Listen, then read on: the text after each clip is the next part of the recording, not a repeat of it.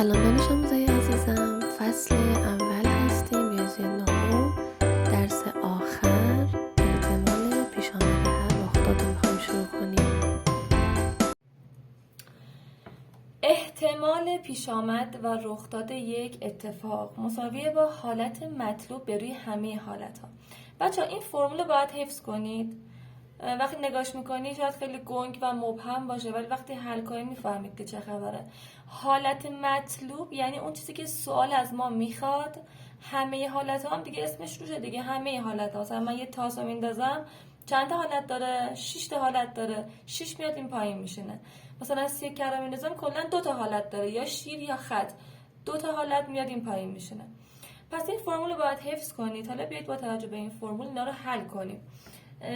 این سوال برای صفحه 17 کتابتون هستش، تمرین که از چند تا از سوالا اینجوری برداشتم. میگه که وقتی که ما یه تاس میندازیم چقدر احتمال داره که عددی که میاد زوج باشه. خب اولا که سوالتون این شکلی نیست بچه ها. من خلاصه سوالا رو اینجا نوشتم. سوالها رو همون صفحه 17 ریاضی نهم اگه ببینید کاملا هست. خب اولا که من باید یک کسر بکشم چون احتمال از من میخواد. خب این کسر من پایینش همه حالت ها باید باشه دیگه. همه حالت های تاس چند تاست؟ 6 تاست. کلا ما 6 تا عدد داریم تو تاس. حالا چقدر احتمال داره که زوج بیاد؟ بچه این همون چیزی که سوال از ما خواسته، اون مطلوب است که باید بیاد تو صورت بشینه. خب چقدر احتمال داره؟ 1 2 3 4 5 6. چند تا زوج داریم؟ 1 2 3 تا زوج داریم. پس میشه 3 ششم. بریم بعدی. صبر کنید من اینو پاک کنم.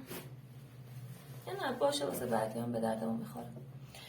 گفته که میخوایم یه تاس بندازیم، چقدر احتمال داره که مضرب 3 بیاد. خب دوباره من کسرمو میکشم، دوباره همه حالت هم 6 تاست. مضرب 3 بچه ها از 1 تا 6 چند تاشون مضرب 3 هست؟ یکی خود 3 یکی خود 6. 1 3 تا 3 تا 2 3 تا 6 تا. پس 2 تا عدد دارم. یه تاس میخوایم بندازیم، چقدر احتمال داره که عددی که میاد اول باشه؟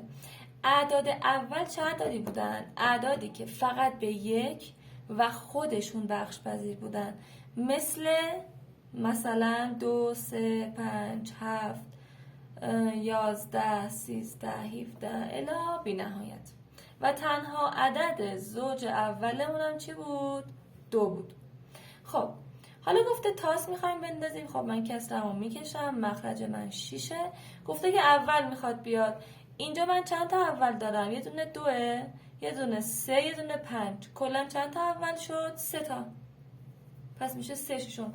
بچه ها حواستون باشه اگر تستی بود ممکنه این ساده بشه. الان 3 ششم خب تقسیم بر 3 هر دوتاش میشه 1 دوم، یا 2 ششم میشه 1 سوم. ممکنه توی گزینه ها ساده شدهش باشه. خب سوال بعدی این که سکه میخواد بندازه، چقدر احتمال داره رو بیاد؟ من کسرمو میذارم، مخرج همه حالت هاست. من وقتی یه سکه رو بندازم کلا سکه 2 تا رو داره، درسته؟ یه دونه شیر یه دونه خطه، یا ما میگیم رو و پشت. تو کتاب اینجوری گفته شده، رو و پشت. پس کلا 2 تا حالت داریم. چقدر احتمال داره رو بیاد؟ خب یه حالت میشه 1 دوم. بچه اصلا اینجا یعنی چی؟ مثلا میگه یه خانواده ای بچه دار شدن، چقدر احتمال داره دختر باشه یا چقدر احتمال داره پسر باشه؟ خب کلا اینجا هم بچه کلا ما 2 تا جنسیت داریم، پسر یا دختر. پس مخرج من میشه 2. حالا دختر باشه میشه 1 دوم، پسرم باشه میشه 1 دوم، فرقی نمیکنه. بچه نمونه سوال دارید که میگه 2 تا تاس میخوام بندازم، یا میگه یه تاس رو 2 بار میخوام بندازم. بچه حواستون باشه چه اینو بگه چه اینو بگه هیچ فرقی با هم دیگه ندارن. شما اگر اینو بکشید اینجا، اینو بکشید، خیلی راحت میتونید جواب بدید. این خودش چیه؟ من میگم تو اولین حالت چند تا چیز داریم؟ چند تا حالت داریم؟ 1 2 3 4 5 6. خب این یه تاس. توی دومین تاسمون حالا هر کدوم از اینها به 6 قسمت پخش میشن. پس اینو اگر بکشید تو هیچ کدوم از این سوالایی که قراره بپرسه مشکلی ندارید. مثلا الف گفته اولی زوج باشه، دومی اول باشه. خب من چی کار میکنم؟ اول یک کسر میکشم. گفتیم تو مخرج همه حالتها رو باید بنویسیم. خب بچه‌ها وقتی که ما میخوایم اینجوری نمودار درختی بکشیم نمیام اینا رو هم بشمرم. وقتی میخوام همه حالتها رو بشمرم اونایی که ردیف آخر هستش رو میشمرم. ردیف آخری ها چند تا؟ 6 تا اینجا، 6 تا، 6 تا، 6 تا، 6 تا، 6 تا اینجا، 6 تا 36 تا. پس من کلا 36 تا حالت دارم که حتی اگه نمودار درختی هم نکشید این 36 به راحتی به دست میاد. چه شکلی؟ مگه 2 تا تاس نداشتید؟ مگه هر کدوم از اینها 6 تا حالت نداره؟ 6 تا 36 تا. پس این 36 خیلی راحت به دست میاد. بیایم ببینیم صورت رو باید چی کار کنیم. میگه اولی زوج باشه، دومی اول باشه. خب اولی زوج باشه. فعلا اینجا استاپ میکنم. این ردیف اول رو میبینید؟ این همون تاس اوله. کدومش زوجه؟ من با آبی مشخص کنم. کدومش زوجه؟ یه دونه 2 زوجه، 4 زوجه، 6 زوجه. پس با 1، 3 و 5 کاری ندارم. الان فقط این 3 تا رو منظورمه. دومی اول باشه. خب دومی ها رو فقط باید از این 3 تا انتخاب کنیم دیگه، درسته؟ اول یعنی چی؟ اول همون عددهایی بودن که فقط به خودشون و یک بخش پذیر بودن. خب 2، 3، 5 دوباره 3، 5 دوباره 2، 3، 5. کلا چند تا حالت شد؟ گفتیم فقط آخریه رو باید بشماریم.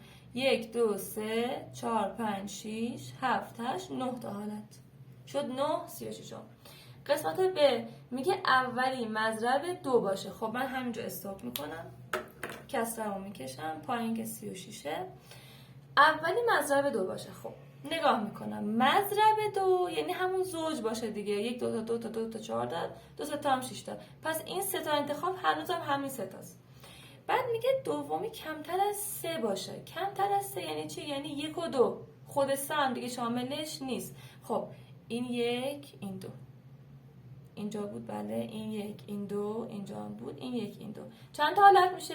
1، 2، 3، 4، 5، 6 تا حالت. 6 36.